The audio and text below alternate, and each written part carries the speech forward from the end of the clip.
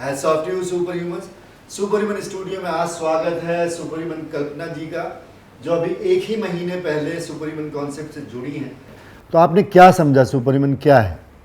भाई जहाँ तक मैंने समझा वो ये है कि सुपर ह्यूमन जो लोग हैं वो सुपर नेचर वाले लोग होते हैं। यस और सुपर नेचर क्या होती है? वो परमेश्वर को मानने वाले लोग होते हैं। और वो ये बिलीव करते हैं कि हम दिमाग से जो भी सोचते हैं वो पूरा होता है। करेक्ट। ये एक्चुअली में हर रिलीजियस बुक में लिखा है कि मनुष्य को इस तरह से बनाया गया है कि जो सोचेगा वो भगवान जो है उसको अप्लाई कर देगा। तो आप इस बात पे यकीन रखती हैं?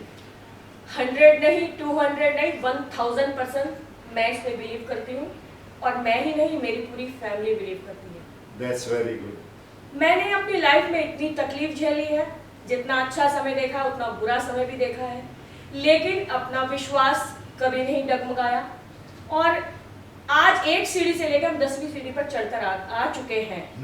तो मतलब आप ऑलरेडी सुपर ह्यूमन लाइफ जी ही रही थी, तो और उसके आगे आपको ये कॉन्सेप्ट भी पता चल गया। तो आपने कहा था एक बार कि मतलब मैं इस तरह की कोई चीज़ ढूंढ रही थी। उससे पहले आप कई एनजीओज में गई थी, उसके बाद आपने वहाँ टाइम बिताया, जो भी है। बट यहाँ पे आपने क्या डिफरेंस पाया इस सुपर ह्यूमन ऑर्गेनाइजेशन में? रियलिटी में मैं बचपन से सुपर ह्यूमन लाइफ जी रही थी, लेकिन साथी एक चाहिए होता है, एक ग्रुप चाहिए होता है आगे बढ़ने के लिए, क्योंकि अकेला इंसान कुछ भी नहीं कर सकता है। दिल में बहुत इच्छाएं थी। जितने लोग मिले, डबल पर्सनैलिटी के लोग मिले, वो सुपर ह्यूमन देखने में बनते थे लेकिन होते नहीं थे।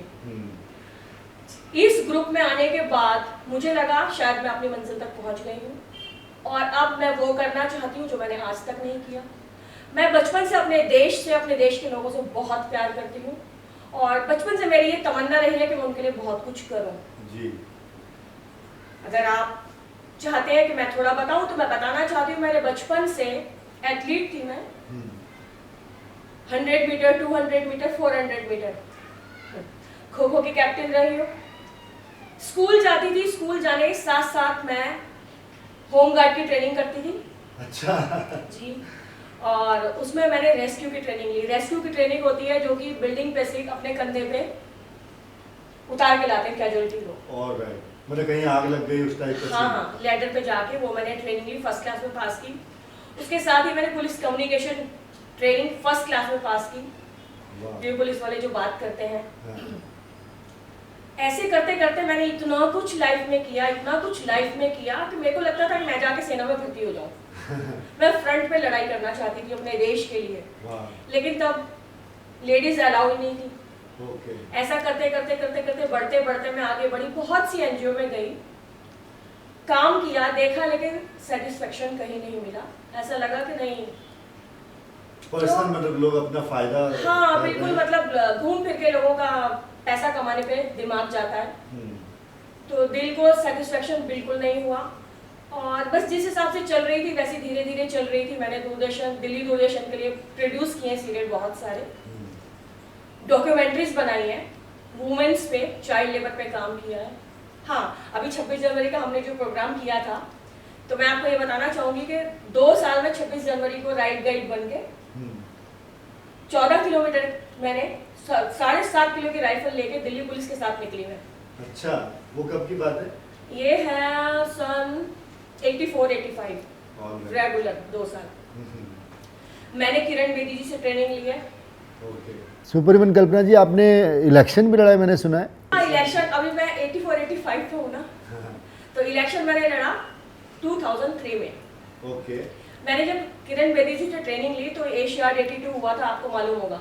उस टाइम मैंने किरण बेदी जी से ट्रेनिंग लेके और ट्रैफिक की रूल्स सीखे और ट्रैफिक गाइड बनी मैं। उसके बाद सीरियल में काम करना शुरू कर दिया, सीरियल प्रोड्यूस करना शुरू किया, करते करते एक्टिंग करने लगी। ऐसे ही करते करते चल रही थी, चलते चलते सडनली मुझे ऑफर मिला एमएलए का इलेक्शन लड़ने के लिए। तो मैंने एमएलए का इलेक्शन लड़ लिया और वो मैंने AC2 दिल्ली शीला दीक्षित के अगेंस्ट लड़ा। शीला दीक्षित के ऑपोजिट आपने इलेक्शन लड़ा है? 19 कैंडिडेट थे और 19 में से मैंने 3rd पोजीशन हासिल की।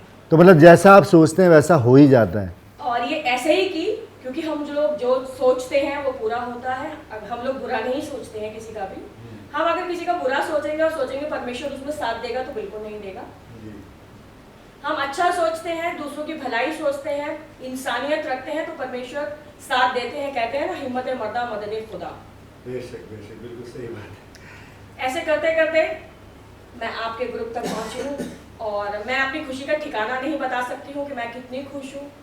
मैं इतनी खुश हूँ कि पता नहीं अब मैं क्या कर जाऊँ।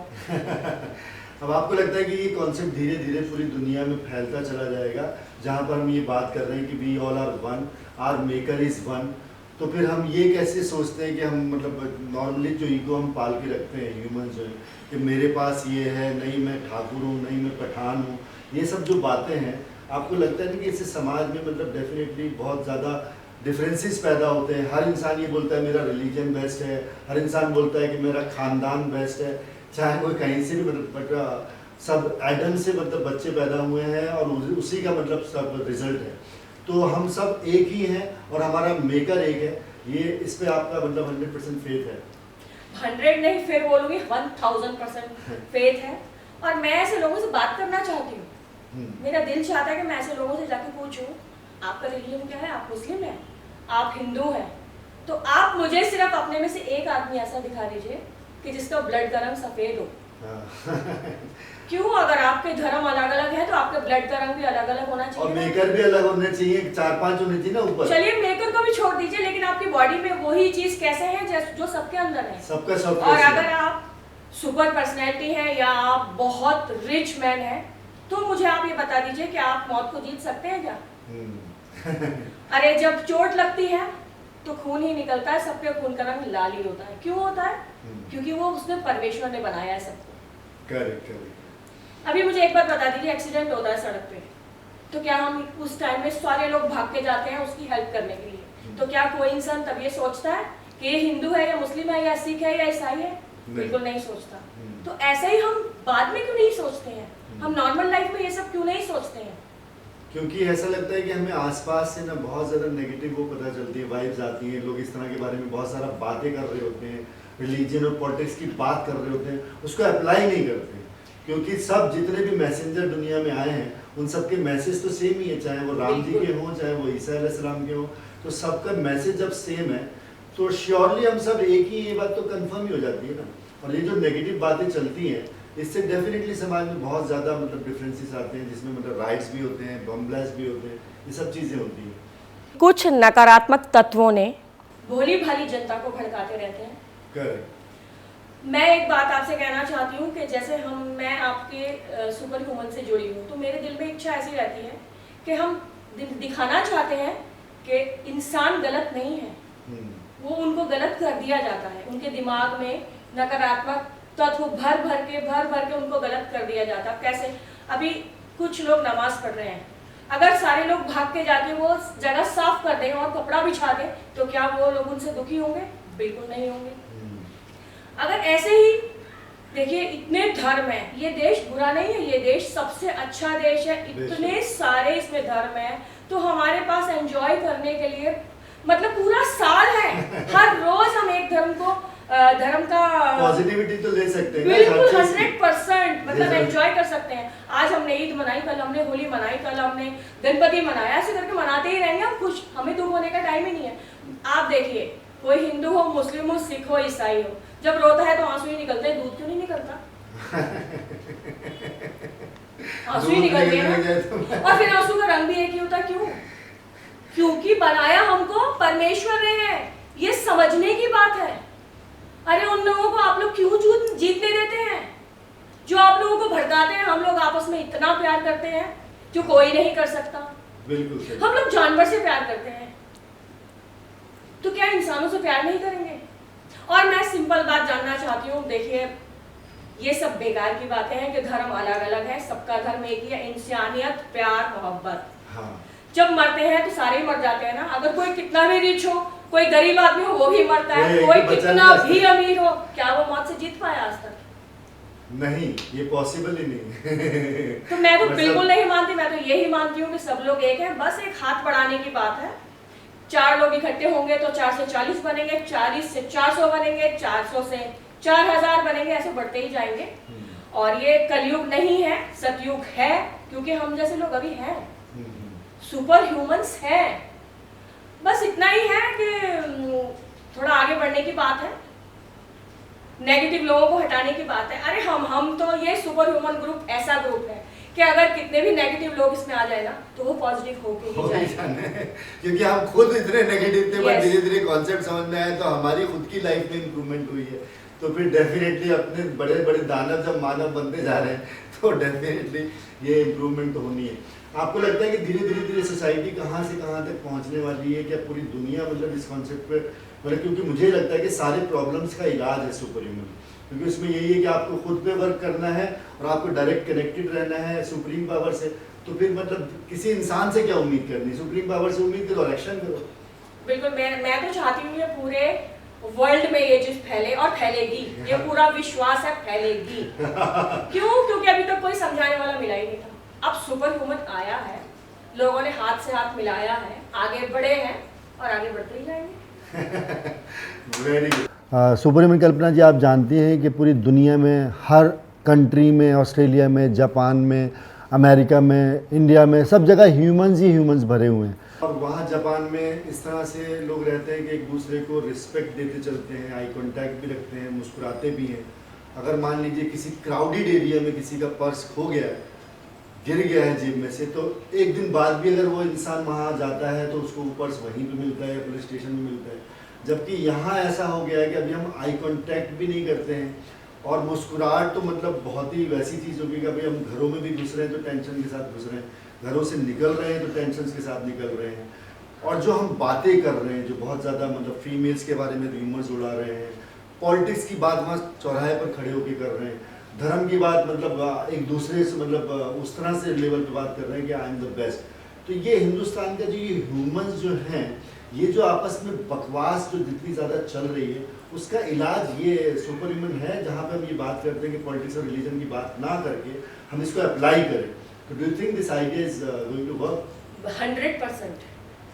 देखिए, सुपर ह्यूमन इकट्ठे इसलिए हुए हैं ना, हाँ। एक साथ हुए ही इसलिए हैं कि इस गंदगी को साफ करने के लिए, लोगों के दिमागों की गंदगी को साफ करने के लिए, लोगों के घरों की गंदगी को साफ करने के लिए। सोच बदलो, देश बदलेगा। करेक्ट। अच्छा, जितने भी रिकॉर्ड्स तोड़े हैं सुपर ह्यूमंस ने, जैसे गिनीज बुक के कुछ रिकॉर्ड्स तोड़े हैं, या ओलंपिक मेडल जीतने वाले जो प्लेयर्स हैं, या बड़े बड़े साइंटिस्ट हैं, स्टीव जॉब्स हैं, उनके माइंड में और हमारे माइंड में कोई फर्क नहीं है। We all are one. But ये है कि उन्होंने वहाँ पर मेहनत की और हमने शायद बकवास में ज़्यादा टाइम लगाया, जिसकी वजह से हम शायद उस तरह के गोल नहीं बना पाए। जी बिल्कुल सही बात है। एक्चुअली कोई गाइड करने वाला नहीं मिलता है, लोगों के पास इतना टाइम नहीं है, सब लोग अपना पैसा कमाने में लगे रहते हैं, अपने घर और अपने रिश्तेदारों को सबसे ज़्यादा प्रायोरिटी देते हैं, जबकि ऐसा नहीं होना चाहिए। अगर हम लोगों का फ़र्ज़ क्या होना चाहिए कि हमने अगर कोई गलत चीज़ सुनी है तो हमें वहाँ पे इंटरप्ट करके और समझाना चाहिए। अगर कोई छोटा गलती कर रहा है तो उसको बताना चाहिए।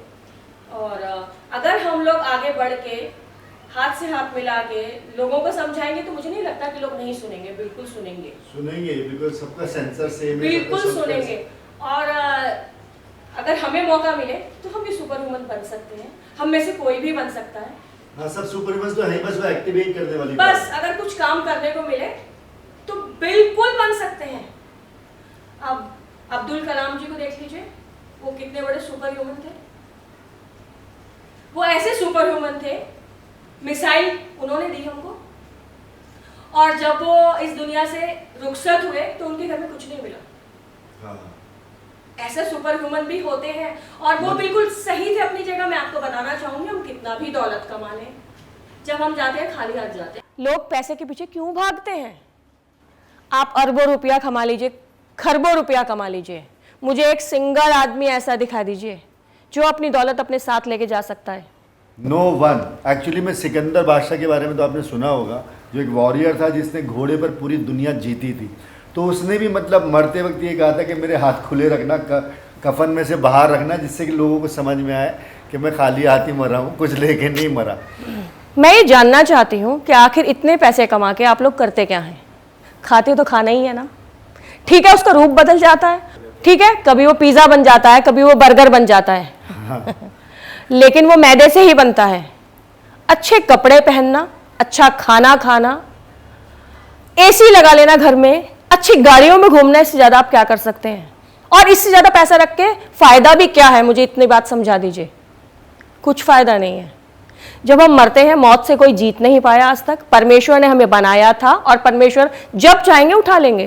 करेक्ट। सुपर ह्यूमन कल्पना जी, आप थोड़ा सा ये बताएं कि आपका इस कंपनी को लेकर, क्योंकि आप पैशनेट 100 में भी हैं और इस कंपनी की वन ऑफ द CEOs भी हैं, तो आपके आगे फ्यूचर प्लानिंग क्या है सुपर ह्यूमन कॉन्सेप्ट को आगे बढ़ाने के लिए? देखिए, मैं तो चाहती हूं, अगर आप लोग साथ देंगे, मेरी बात थोड़ी सी मानेंगे, तो मैं चाहती हूं कि हम लोग पूरा ग्रुप बना के बच्चे के अंदर सुपर ह्यूमन भर दें। स्कूल में जाके हम लोग प्रिंसिपल से परमिशन लेने के बाद उनको बताएं सुपर ह्यूमन के बारे में। कॉलेजेस में जाके बताएं, हॉस्पिटल में जाके बताएं।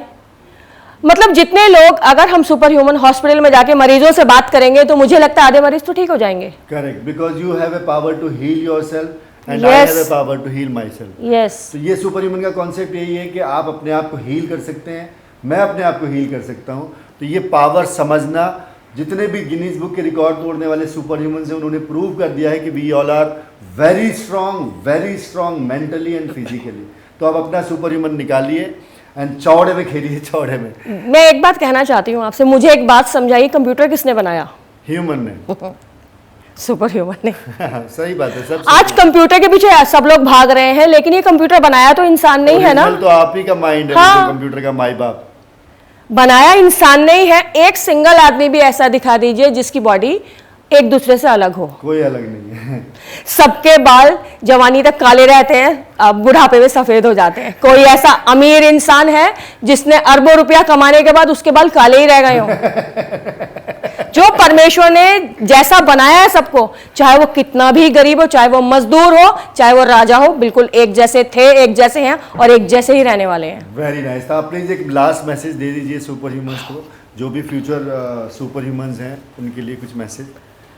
देखिए, मैं सारे सुपर ह्यूमन को ये कहना चाहूंगी, हाथ से हाथ मिलाओ और आगे बढ़ो, और आगे बढ़ते जाओ। पूरे वर्ल्ड में ये मैसेज फैला दो कि इंसानियत सबसे बड़ा धर्म है। प्यार मोहब्बत फैलाओ, एक दूसरे की मदद करो, हर एक का दुख में साथ दो। धर्म कोई धर्म नहीं है, सुपर ह्यूमन सिंगल धर्म है बस। Thank you so much Kalpana ji, thank you so much. इस जगह को आपने रोशन कर दिया जब से आप आई हैं। डेफिनेटली जो हमारा जो खुद का एनर्जी लेवल है वो भी आपने बढ़ाया, और आप बहुत ही माशाल्लाह बहुत ही बेहतरीन पर्सनैलिटी हैं। और आप हमारे साथ अब जुड़ी हैं तो श्योरली हम और मतलब अभी कुलांचे मारेंगे। पहले हम पदयात्री थे, अभी हम कुलांचे नहीं। ये मैं तो आप लोगों का धन्यवाद अदा करना चाहती हूँ कि मुझे आपने अपने ग्रुप में शामिल किया। मैं आपका भी धन्यवाद अदा करना चाहती हूँ। मैं रियलिटी में जिस प्लेटफॉर्म को ढूंढ रही थी, ये परमेश्वर की मुझे देन है। उसके लिए मैं बहुत बहुत धन्यवाद अदा करती हूँ परमेश्वर का और आप सब लोगों का। Thank you so much. Stay blessed super humans.